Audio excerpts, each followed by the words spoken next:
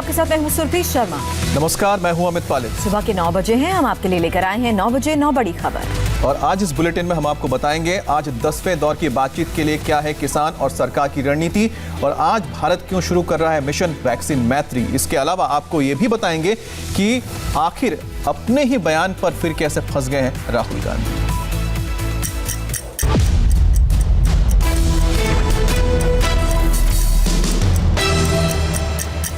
किसान संगठन और सरकार के बीच आज 10वें दौर की बातचीत होगी। विज्ञान भवन में दोपहर 2 बजे ये बातचीत शुरू होगी। सुप्रीम कोर्ट की सुनवाई के बीच ये बातचीत अहम मानी जा रही है, लेकिन सवाल है कि क्या किसान संगठन सरकार की बात मानेंगे।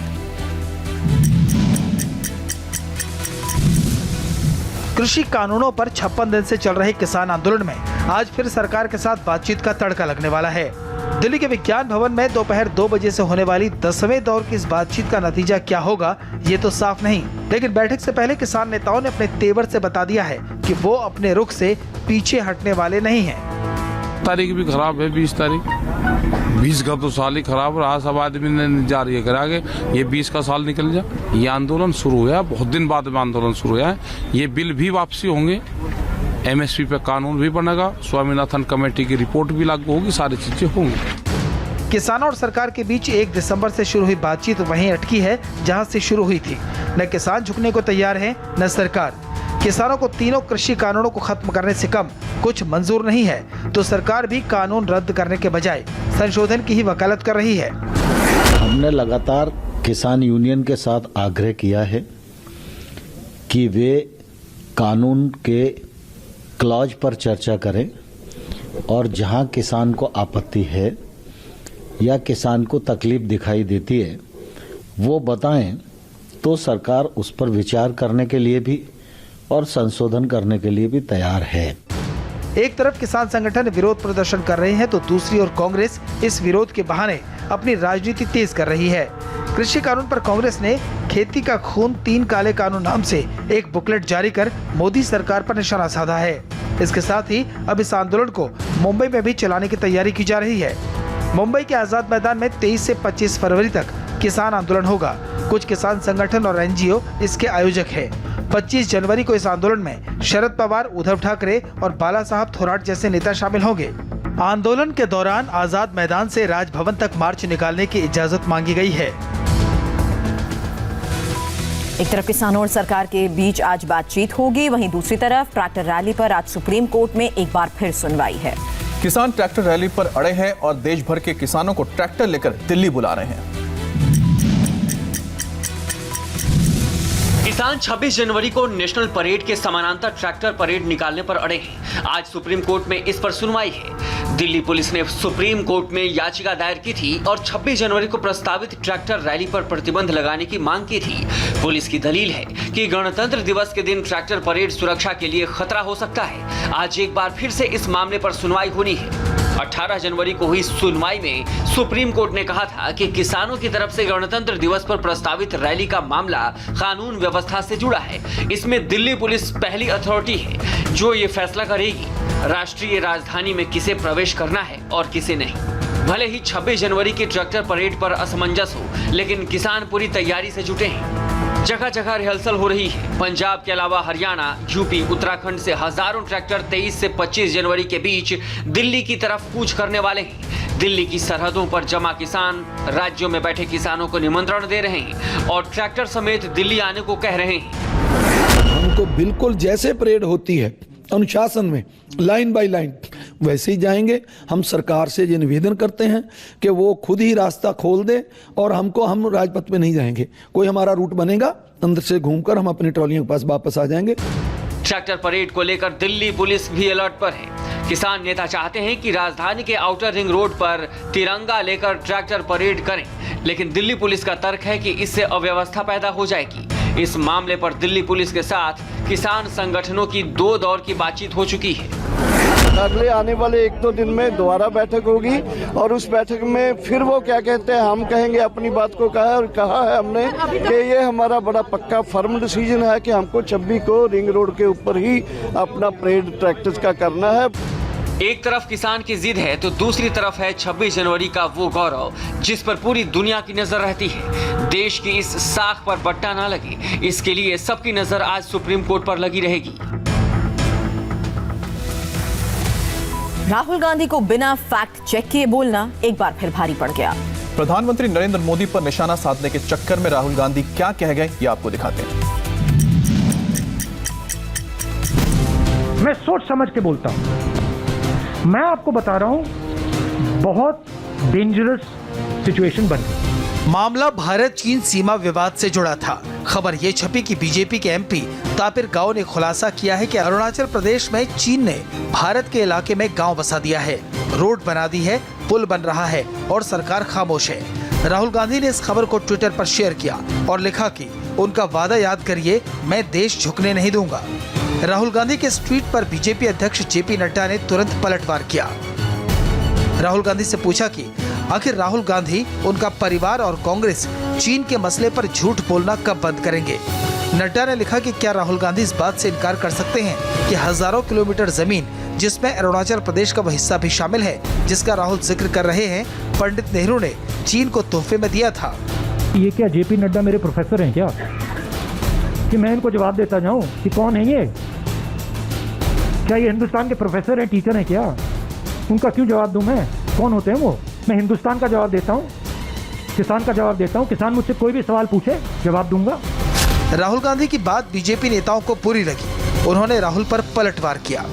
नड्डा जी ने सवाल क्या पूछे, राहुल गांधी भाग गए। प्रश्नों का उत्तर नहीं आता तो कबूल करो असफलता। इससे पहले विदेश मंत्रालय ने भी बयान जारी करके कहा कि चीन कई सालों से नियंत्रण रेखा के आसपास इस तरह की हरकतें करता रहा है, लेकिन भारत की सुरक्षा पर असर डालने वाली सभी हरकतों पर नजर है। भारत ने भी सीमा पर अपनी ताकत को बढ़ाया है और सड़कों और पुलों का निर्माण किया है। बीजेपी के सांसद ने जिस इलाके की बात उठाई, वो इलाका सन 62 की लड़ाई से पहले ही चीन के कब्जे में था। 1959 में इस इलाके पर चीन ने कब्जा कर लिया था। हालांकि ये बात सही है कि भारत इस इलाके पर अपना दावा करता है। ये हमारे नक्शे में है और हम इस इलाके को चीन से वापस लेने की कोशिश कर रहे हैं। कोरोना के खिलाफ जंग में भारत के वैक्सीनेशन प्रोग्राम की पूरी दुनिया तारीफ कर रही है। और अब आज भारत अपनी जिम्मेदारी के दायरे को बढ़ाते हुए अपने 6 पड़ोसी मुल्कों को वैक्सीन भिजवाने की शुरुआत कर चुका है। भारत वसुधैव कुटुंबकम के सिद्धांत को मानता है, जिसका अर्थ है पूरी दुनिया एक परिवार है। भारत आज फिर से पूरी दुनिया के सामने मिसाल कायम करने जा रहा है। भारत ये बताने जा रहा है कि कोरोना के खिलाफ जंग में वो पहले दिन से पूरी दुनिया की मदद करता आ रहा है और आज जब हमने वैक्सीन बना ली है तो इसे भी हम पूरी दुनिया के साथ साझा करेंगे। आज वैक्सीन की पहली खेप पड़ोसी देशों को भेजे जाने की शुरुआत हो रही है। आज वैक्सीन की पहली खेप मालदीव भेजी जा रही है। साथ ही भूटान, नेपाल, बांग्लादेश, म्यांमार और सेशल्स में भी वैक्सीन भेजे जाने की प्रक्रिया की शुरुआत हो चुकी है। वैक्सीन भेजने की प्रक्रिया को प्रधानमंत्री नरेंद्र मोदी ने वैक्सीन मैत्री का नाम देकर ट्वीट किया है। वैश्विक समुदाय की स्वास्थ्य संबंधी जरूरतों को पूरा करने के लिए एक लंबे समय तक भरोसेमंद साझेदार रहने पर भारत सम्मानित महसूस करता है। कई देशों को कोविड वैक्सीन की सप्लाई शुरू हो जाएगी। आने वाले दिनों में इसे और ज्यादा देशों को भेजा जाएगा। भारत अपने 6 पड़ोसियों को आज से वैक्सीन की सप्लाई शुरू कर रहा है। ये वैक्सीन श्रीलंका, अफगानिस्तान और मॉरिशस को भी भेजी जानी है, लेकिन वहां की सरकारें अभी इसे मंजूरी देने की प्रक्रिया को पूरा कर रही हैं। भारत की वैक्सीन डिप्लोमेसी में सबसे पहला नंबर मालदीव का है। मालदीव को कोविशील्ड की 1 लाख डोज भेजी जा रही है। बांग्लादेश को कोविशील्ड की 20 लाख डोज भेजी जा रही है। ये वैक्सीन इन देशों को अनुदान सहायता के रूप में दी जाएगी। इसके बाद इन देशों को जितनी भी डोज चाहिए वो वैक्सीन बनाने वाली कंपनियों के साथ समझौता करेगी। पश्चिम बंगाल में बीजेपी की आक्रामक रणनीति के बाद ममता बनर्जी भी एक्टिव हैं। आज लगातार दूसरे दिन ममता बनर्जी पुरुलिया में चुनाव जीतने की रणनीति बना रही हैं। बंगाल में चुनाव का मतलब अब यही रह गया है। आरोप प्रत्यारोप, गाली गलौज, हिंसा, तोड़फोड़, आगजनी, बम धमाका, खून और हत्या। संवाद माध्यम बॉय चुप 50 से ज्यादा कार्यकर्ता घायल हुआ, उसमें हमारे 4 मंडल प्रमुख भी घायल हुआ। क्या लग रहा है नंदीग्राम में आके चुनौती देना और आज आपकी रैली से पहले हमला होना क्या संकेत दे रहे हैं? पॉलिटिकल जमी खिचकना शुरू हो गया, इसलिए हमला कर रहा है। इसी हंगामे और बवाल के बीच बंगाल में रोज रैलियां हो रही हैं और रोज बवाल हो रहे हैं। आज दोपहर 2 बजे हुगली में बीजेपी की रैली है, जिसमें शुभेंदु अधिकारी, अर्जुन सिंह और लॉकेट चटर्जी रहेंगी और उधर पुरुलिया में ममता बनर्जी भी रहेंगी, जहां वो जंगल महल के लिए कई बड़ी योजनाओं का ऐलान करने वाली है। पुरुलिया में ही आज ममता बनर्जी अधिकारियों के साथ बैठक करने वाली है। कल पुरुलिया में सीएम ममता बनर्जी थी, तो शुभेंदु अधिकारी नंदीग्राम में और बवाल नंदीग्राम की रैली में हुआ। आरोप है कि टीएमसी कार्यकर्ता नंदीग्राम रैली में जाने वाले कार्यकर्ताओं के रास्ते में लाठी, डंडे और बम लेकर खड़े थे। बीजेपी समर्थकों को कल नंदीग्राम में खेतों में दौड़ा कर लाठियों से पीटा गया। कई कार्यकर्ताओं को ऐसी चोटें आई कि अस्पताल में भर्ती कराना पड़ा। कल जब नंदीग्राम में हंगामा, मारपीट, बवाल और बम बारूद चल रहा था, तब मुख्यमंत्री ममता बनर्जी खुद पास के जिले पुरुलिया में रैली कर रही थी। আমি এখনো মনে করি আমাদের মনে রাখবেন বিজেপির নেতারা নির্লজ্জভাবে নিজেদের স্বার্থ চরিতার্থ করবার জন্য লোকসভা ইলেকশনের সময় অনেক ভুলভাল বুঝিয়ে অনেকের ভোট নিয়ে পালিয়ে গেছে দিল্লি। যাকে ভোট দিয়েছিলেন লোকসভায় তিনি আপনাদের কাছে আর আসেন? ममता बनर्जी पुरुलिया को छोड़ नहीं रही है। वो जानती हैं कि पुरुलिया का मोर्चा अगर वो जीत गई तो कोलकाता में जीत और आसान हो जाएगी। पहले पुरुलिया सीट को फॉरवर्ड ब्लॉक का गढ़ माना जाता था। तृणमूल कांग्रेस ने इस गढ़ में भी सेंध लगा ली और साल 2014 के लोकसभा चुनाव में तृणमूल कांग्रेस के मृगांको महतो ने चुनाव जीते, लेकिन 2019 के लोकसभा चुनाव में पुरुलिया टीएमसी के हाथ से निकल गया और बीजेपी के ज्योतिर्मय महतो को जीत मिली। पुरुलिया में बीजेपी को 49.3% वोट मिले और यही वोट परसेंटेज ममता के लिए टेंशन बना हुआ है। अमेरिका में आज डोनाल्ड ट्रंप की राष्ट्रपति के पद से विदाई हो जाएगी। जो बाइडेन राष्ट्रपति और कमला हैरिस उपराष्ट्रपति पद की शपथ लेंगे। शपथ ग्रहण से पहले पूरे अमेरिका में सुरक्षा कड़ी की गई है। राजधानी वॉशिंगटन डीसी अभेद्य किले में तब्दील हो चुकी है। हर कदम पर नेशनल गार्ड्स डिप्लॉय हैं। जिस अमेरिकी संसद यानी कैपिटॉल के कैंपस में शपथ होनी है, वहां सिक्योरिटी की अदृश्य दीवार बन चुकी है ताकि डोनाल्ड ट्रंप के समर्थक शपथ ग्रहण समारोह में कोई फसाद न कर सके। यहाँ पर सभी 50 राज्यों, सभी क्षेत्रों से गार्ड्समैन हैं। ये सभी डिस्ट्रिक्ट ऑफ कोलंबिया के नेशनल गार्ड्स की मदद कर रहे हैं। हिंसा के खतरे को देखते हुए वाशिंगटन में हाई अलर्ट है। कैपिटल कॉम्प्लेक्स में लोगों की एंट्री और एग्जिट पर बैन है। शहर में लॉकडाउन जैसे हालात हैं। चप्पे चप्पे पर नेशनल गार्ड और पुलिस तैनात है। नेशनल गार्ड के 25,000 से अधिक जवानों को तैनात किया गया है। वॉशिंगटन में जगह जगह 8 फुट ऊंची कटीली तारों की दीवार खड़ी कर दी गई है। CIA, FBI और NIA से लेकर प्रेसिडेंट की सुरक्षा में तैनात सीक्रेट एजेंट्स की नजर पूरे वॉशिंगटन पर है। पटना में इंडिगो एयरलाइंस के स्टेशन मैनेजर की हत्या को लेकर बड़ा खुलासा हो सकता है। बिहार के डीजीपी ने रुपेश सिंह की हत्या के पीछे एयरपोर्ट पार्किंग ठेका विवाद की ओर संकेत किया है।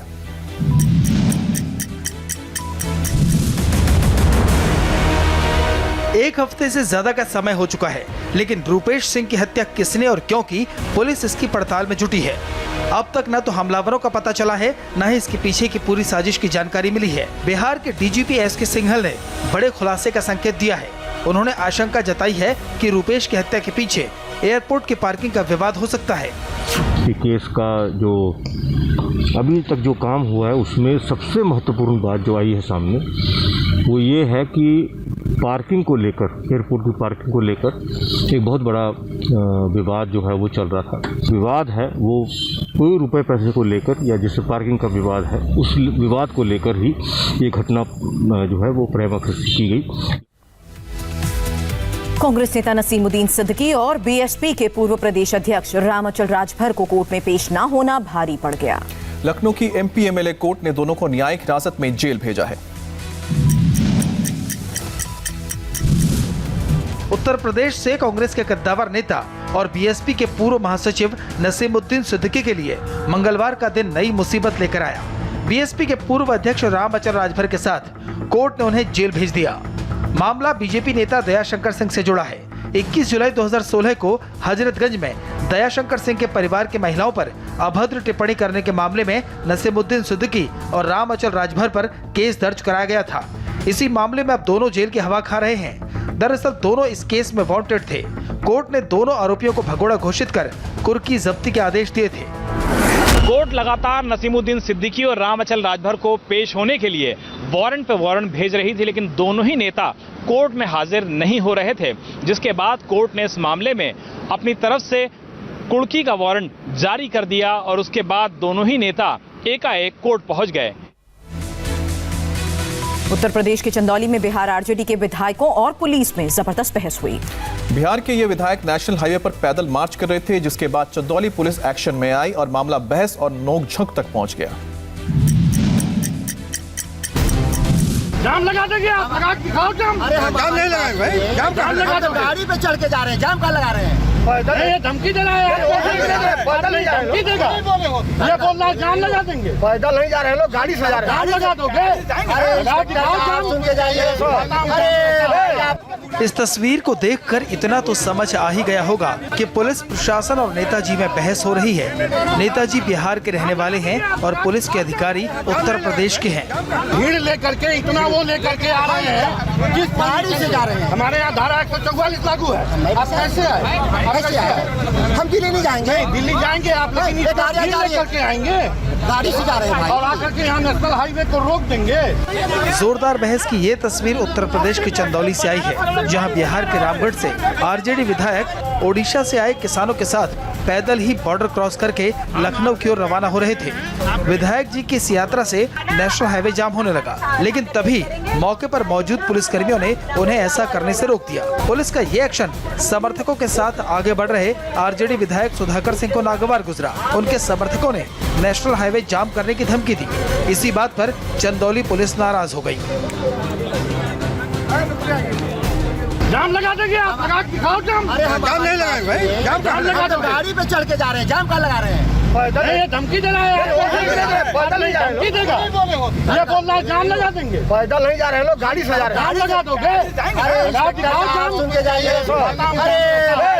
पुलिस का कड़ा रुख देखते ही आरजेडी विधायक ने हालात को संभाला और पुलिस से आगे जाने देने का अनुरोध किया। सड़क पर जाम लगने के कारण पुलिस किसी भी हाल में उन्हें पैदल आगे नहीं जाने देना चाहती थी। पुलिस ने साफ कर दिया, इलाके में धारा 144 है, इसलिए बसों से आगे जाएं। भीड़ लेकर के इतना वो लेकर के आ रहे हैं, किस गाड़ी से जा रहे हैं? हमारे यहाँ धारा 144 लागू है। आप कैसे आए? हम दिल्ली नहीं जाएंगे। नहीं, दिल्ली जाएंगे आप, लेकिन लेकर के आएंगे, गाड़ी से जा रहे हैं और आकर के यहाँ नेशनल हाईवे को रोक देंगे। काफी देर की बहस और नोकझोंक के बाद दोनों पक्षों में बात बनी और फिर ओडिशा का जत्था दिल्ली के लिए निकल सका। हजारों किसान इनके साथ यात्रा में हम शामिल हैं, जो इनके साथ हम लोग यात्रा में दिल्ली तक जाएंगे।